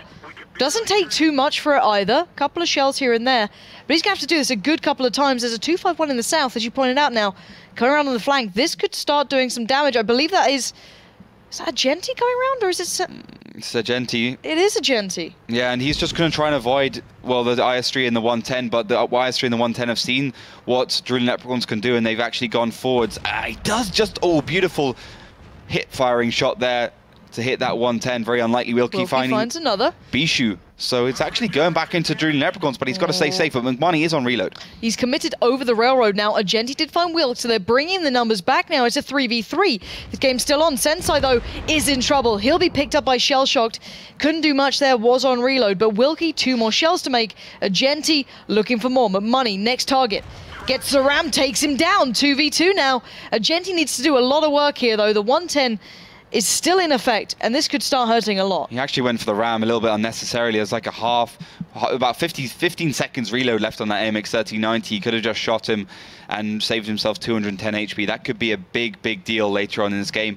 Cap is not an option anymore, Agenti, as you only have 55 seconds to win this game. Mooka could easily fall. And to be honest, Agenti's not even a one-shot, but 2 tanks now in the cap does force Shell-Shock to Mooka to make this next move. But honestly, when you're playing 2 light tanks, you want to be dynamic, you want to be going forward, you want to be flanking, you want to be finding ways onto these heavier tanks and really just pull them apart. And I think this might be a mistake from them. Let's see. Shell-Shocked is coming towards them. Maybe they intend to push out, but you can see that the 110 is actually playing very passive. They're depending on Shell-Shocked here. And if Shellshock goes down or gets a shot, it's all on him now. Does peek out, gets one, but no damage done back. There's the shot that mattered, though. Shellshock lands one. It's all he had to do. And now the 1390s don't have time, really, to get out towards him. 1390, what am I saying? Agenti's not even in one, but regardless, Shellshock has done enough. He bought the time, hit one shell. Muka already went away. Played safe, bought time, 2 seconds left. DRL cannot make it. As you said, maybe not the best option there, and Utopia just playing it to the time, seeing what DRL did to them and saying, we can do it just as well. Yeah, big mistake actually from Drooling Leprechauns. As I said, they're playing the lighter tanks, they should be flanking. Yep. They knew that those IS-3s and the 110 were in the middle, and they knew that IS-3 could actually decap them. They were expecting to be able to track that IS-3 once it peaked, make use of the IS-3's lack of gun depression, and then kill it once it was tracked, but it just simply didn't work. The IS-3 played well and managed to take down, well, managed to get one shot off. Wasn't particularly a big shot, but Shellshock doing enough to actually win his team the game. And as I said, Agenti and Wilkie should have just flanked, should have pulled apart those IS-3s, should have pulled apart the 110. Because the speed of those tanks are just absolutely fantastic. They will be able to find them on the side. You know, send Agenti all the way around to the back. You had like 2 minutes to play with. What about a minute to play with? Send Agenti to the back, send Wilkie to the front. Yes, one of you might die, but I think you'll find both tanks. It was a real issue, and I like the way they played it. Now, just to confirm what I thought, the IS-3 and the 110, speed difference, which one's the faster tank there? I think the IS-3 is a little bit faster. I think it's got higher top speed, but you know, when you're playing on a map like Prokhorovka, which is not exactly the smoothest terrain. You know, obviously every terrain has a difference. I mean, you got like city maps like Himmelsdorf where you have a kind of a low ground resistance factor. Prokhorovka, you got higher ground resistance factor. So tanks with higher top speed will have a bigger advantage on one with low ground resistance. Tanks with more horsepower per ton ratio will have an advantage on a map which has more ground resistance because you can get up to those speeds faster, but you will never hit that top speed. So, you know, you have to have that balance, but I think the IS-3 is a little bit better. So saying the IS-3 was probably the easier option to ensure that, let's say, Shellshock had enough time to be able to take that shot, find it comfortably, and just leave the 110 to its own business. The 110, I mean, you could literally have a TOG and you'd still probably been safe there. To be fair, that is quite true. So next round coming up, though, what do we make of it? Well, 4-3 at the moment to Utopia. I make of it you Drooling Leprechauns were bad in that game, I have to say. Yeah, they were. They seemed that they did so good in those last 30 seconds to a minute. That could have been one of the greatest comebacks we've seen this season, or at least this half of the season. Yeah. But you should never be in that situation where you have to actually come back like that if you're actually a team that's getting these tactics nailed down. So I have to wait and see, of course, but I do predict that Drooling Leprechauns fall 5-3 right now. It's so rare that we see it as well, that in a second map after a 3-1 scoreline that a team can take it all the way. A clean pickup almost. It's quite a rarity. And considering the DRL looked so competent on their first map, they took it 3-1, bearing in mind guys at home. I think everyone was cheering for them in a way. It was slightly in their favour in the votes, but by a small margin.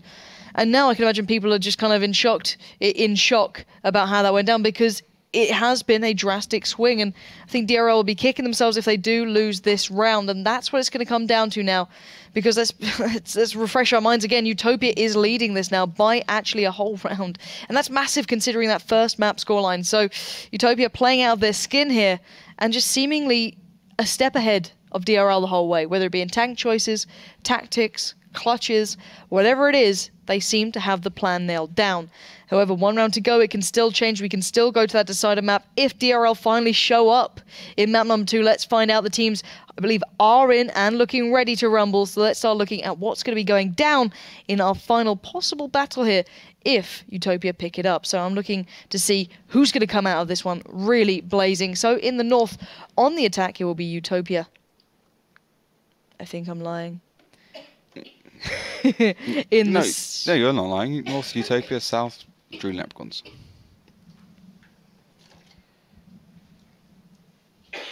My brain hurts. Yeah, I know what you mean. Yep. Okay, so DRL are in the south on the attack, in the north on defense. It should be Utopia. Otherwise, there'd be very easy cap circles to find, I feel. Yeah, I mean, they just got the attack defense symbols are wrong, but ignore it. The 3 T69s going forwards might struggle against these 2 Pershings because the heat ammo won't really be able to penetrate. Good pick up by Utopia to go something a little bit more all-around with those 2 Pershing's predicting that Drooling Leprechauns will go for a different tactic, but here comes a pain as it's T69's crest. Yeah, those Pershings have sustained, but how much? Will's going low. This could start hurting, goes down. It's an exchange, so Wilkie finds Bishu, and this is a 2-for-1 so far. Nice work from DRL, but taking a lot on the way. There's a massive firing squad waiting in the northwest here for DRL if they continue this push. Wilkie, so far ahead of the pack, could get caught out, getting damage dealt towards him. However, Utopia falling in numbers. 2 down now, 2 apiece. Bishu and Will being picked up early. Jack and Sensei for DRL being found, but Wilkie pushes on, fighting forward, maybe enjoying these brawls, maybe wanting to take that pace finally in their hands. Finds Potomako, takes him down, sacrificing himself again. Shellshot goes down, and now Mooka and McMoney absolutely left in pieces. Utopia just got absolutely blown apart. Absolutely smashed, I think is the word there. Mooka alive in that 2-5-1, and it's actually a clear sign of a bad positional play when you've got one tank with 100% HP left as the last tank alive. He's done good damage, 1.2k, but he's going to have to deal with 5 tanks from Drooling Leprechauns, and in a surprise move, looks like the Finnish team are back in this game. Oh my god, and did they wait to do this? It was a brilliant play there, overall. And as you can see, DRL picking it up in the final regular battle, taking it now into that decider map. I didn't expect to see that at all. And DRL just seemed to come out on top in those brawls when they can define the pace a little on the attack or defense, whichever way they want to take it through. They do so much better. And we saw that on the first map, Muravanka, that when they had control, they were fantastic. But bearing in mind, Utopia didn't let them get that control in map number 2 until that point. I didn't expect to go to this deciding map, if I'm honest. I didn't either. I thought Utopia were the better team right now, but the thing is, Drooling Leprechauns made the right play there. I think they just did a lot better job. You could clearly see what happened. Those 3 T69s taking down the Pershings. 2-for-0 exchange. I mean, Sensei did fall eventually, but the damage was done. 2 tanks, 2 of the heaviest tanks for Utopia dead in the first few seconds. I mean, if Drooling Leprechauns had decided just to sit there, they would have certainly lost because the Pershing's much better sustained, a little bit more absorbable, a hull down as well. So, you know, Drooling Leprechauns knew they had to go forward. So then the thing is, it was actually a 3-for-0 because Mucka was all the way out of the fight towards the left side. Utopia kind of stretching themselves thin. And yes, they had the firing squad there, but once you lose 2 tanks and you got one all over towards the left, it just doesn't do anything. And the absolute unstoppable force of Drooling Leprechauns coming at you is a hard force to deal with. But still, good game there by Drooling Leprechauns, and I think this decider map is going to be Prokhorovka again. So, DRL going to have to pull out something amazing again. Yeah. So, Melly, how are the people at home actually finding this one so far? Because surely this is going to push them to their limits, because initially DRL looked fantastic, then they looked a little bit weak, and then they finally bring it back. Well, as said, people were voting for Drooling Leprechauns with 58%, so not very clear, but with a slight advantage compared to Utopia? Thank you. Words like are hard. Blue logo. Sorry, it's a coughing. I think it's a chair. We should have just disinfected this spot a bit better. Alex was there, I mean... Yeah, and he coughed, and now I'm... Coughed. I think there's a lung somewhere on that. It might be. On that desk. Oh, well, was it that bad? Yeah. It was. Well, as I watched, I couldn't hear it, but... Well, yes, now it got me. I'm trying to work through it, so people bear with me if I am a bit slow, or even slower than usual. So, as said, 58% for Drooling Leprechauns, 42% for Utopia, and as said, you voted for something very, very close, and you were right.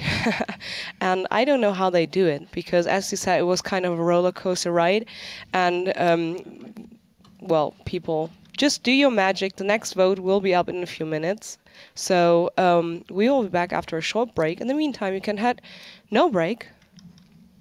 What are we doing now? I think the teams are pretty much almost ready. Yeah, they're ready to go. They're ready to rock and roll. They want to keep their momentum. Oh, cool. Okay, no break. Then let's see.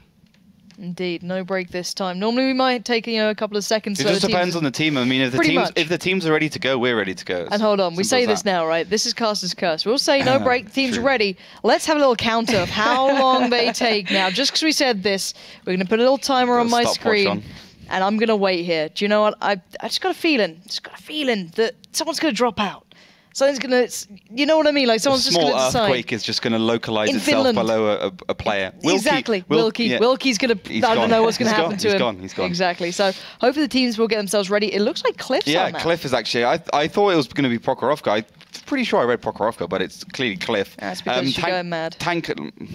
Gone mad, I think, is the real question, as Yeah. we found out. But still, lineups are locked in pretty much now. Last player, Shellshock, just joins us. Very fast lineup, very typical lineup from Dreaming Leprechauns. Double Bulldog, T49, 251, AMX 1390s. So just a good all-round lineup, and pretty much the same thing from Utopia. Only interesting point is that Utopia's gone for a T69 times 2. Okay. So if they can get those tanks into a good position early on, or into a position where they can at least do some damage, I don't see how Drooling Leprechaun's going to deal with that burst. It's the question right now, isn't it? Because we started to see the Russian League kicking off. A hell of a lot of Cliff was played. A lot of those fast tanks in the lineup we saw back in the day. Na'Vi also breaking through with those 1390s constantly on the west side. And it seems that trend is sticking true through the Russian region. We will have a little bit of a chat on that later. However, talking back to this game, both of these teams have a lot of talent on this map, and I'm looking towards seeing how well they pull it off. And it's do or die time. I think it's a good way that this is not being on Prokhorovka, because looking at DRL, that last round was all they won it on, let's say, because they weren't in that game until that point. They got outplayed completely. Yeah. So a fresh start, fresh map is what they need. So ideally the teams have got themselves sorted out. That final chat, making sure everyone's focused and ready for this one, because I don't think that, being honest, Utopia are expected to come here. After that 3 win straight rounds, I don't think they thought they were going to go to the final map. So they may be a little bit out of joint here. However, DRL will be focused on it. I think this is going to be a great round, because Cliff is the perfect map where you can get that combination of gambling, and if you gamble correctly, it can go so well. If you don't, it can go so badly. It's like the perfect tiebreaker map. But I think it's deserved that these two teams get at least 1 point, because they have been going back and forwards. Utopia's been brilliant on Prokhorovka. Teams maybe have to look towards them of how to learn that map. But Dreaming Leprechauns has been equally brilliant on Muravanka. So I think it is a deserved tiebreaker round. 2-5-1 going left. That's going to be a little bit of a gamble. But the whole force of Dreaming Leprechauns is heading through the middle.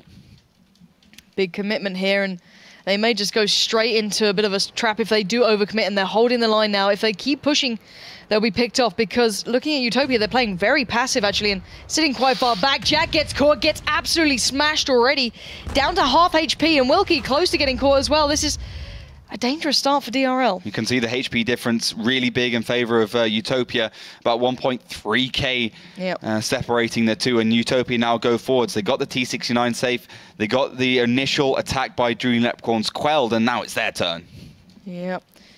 Can they get back into a good start from Utopia, reading the DRL might want to go aggressive, and the last time we saw this disparity in HP, Utopia won it by quite the landslide, because while DRL didn't know how to deal with those heavier tanks, those slightly more beefy tanks, but we are seeing the 2-5-1 splitting off towards the west for Drooling Leprechauns, and in the east, I think we're going to see some Bulldogs coming into play as well. So a little bit of an interesting split up here. McMoney is going to have to be very, very, very good right now, because he has to keep those two tanks at bay, the AMX 1390 and the 251. If he peaks at the right time, he'll just be able to do a lot of damage. If he doesn't, he'll get taken out. But the two Bulldogs are going to pester Wilkie on the side. Yeah, getting there first pretty much before those 251s around the backside, as already they are holding true in this one. Potomako dealing some great damage. It's going to be Wilk to find Wilkie.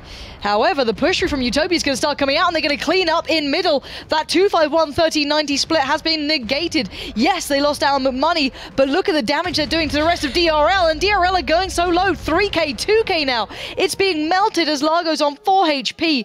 A strong breeze might take him out of this game. However, Utopia are fairly surrounded, so they need to maintain that focus. And those T49s now are at a disadvantage because they're on reload. Not a big reload in 25 seconds, but still enough for Drooling Leprechauns to do some damage. Shellshock finds Largo, but not a big deal. Juhu is on the hill, so he'll be able to reset. Sensei still somehow hanging on in there, and at the moment, it's a game of catch-up for Drooling Leprechauns.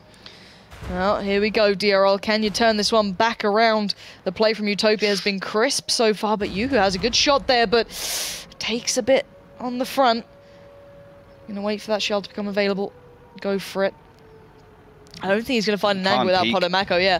Potomako is just locking him down. Papa keeping the cap going. Sensei being kept busy by Bishu. 2 more shells for Bishu now to make, and surely one of them will take Sensei. Oh, he missed it. That's a disastrous play. Bishu, what are you doing?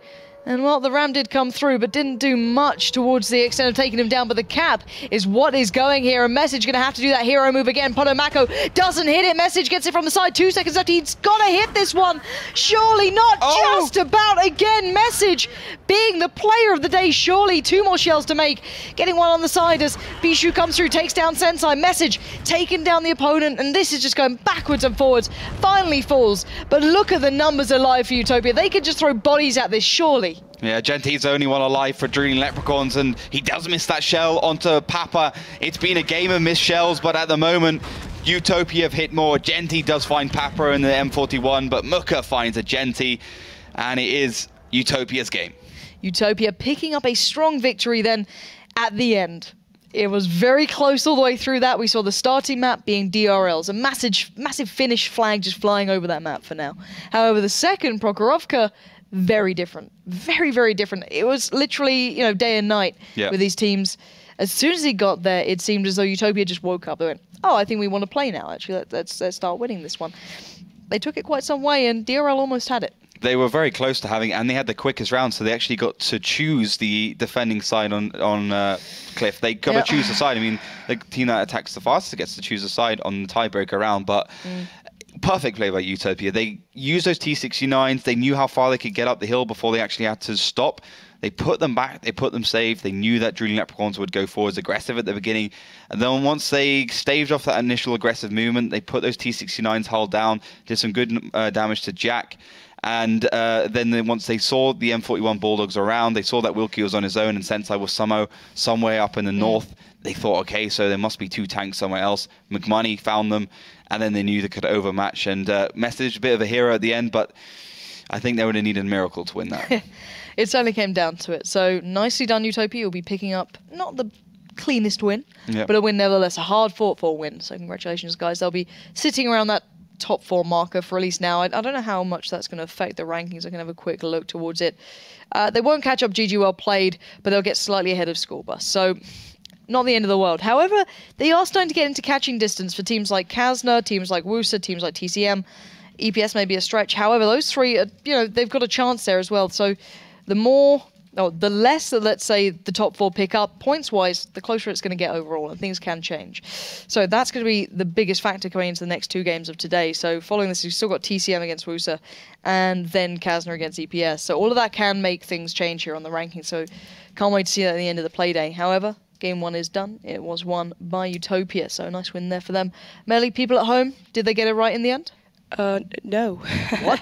No. Surprise, first time ever. As said, well, it happens almost once a day in the past few weeks. A lot of surprise results. Exactly. And as said, 58% for Drooling Leprechauns.